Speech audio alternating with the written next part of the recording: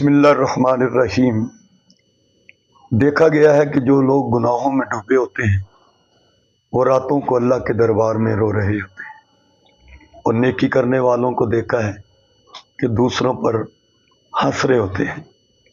کس کا کردار اچھا ہے اور کس کا برا، یہ صرف اللہ جانتا ہے، کیونکہ انسان تو صرف اس آدمی سے محبت کرتا ہے جو اچھا ہے، مگر اللہ اس سے بھی محبت کرتا ہے جو برا ہے، اور اللہ اس کو کبھی تنہا نہیں چھوڑتا۔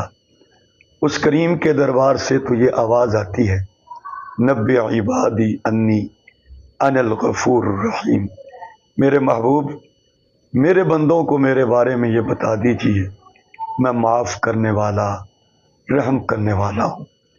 وہ غفور ذات ہے، رحیم ذات ہے۔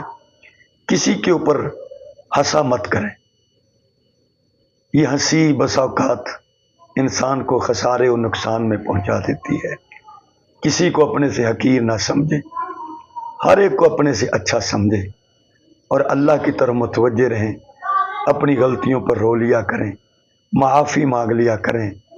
وہ کریم رب تو کہہ رہا ہے اپنے محبوب سے کہ آپ بتا دیجئے میں معاف کرنے والا بھی ہوں، میں رحم کرنے والا بھی ہوں۔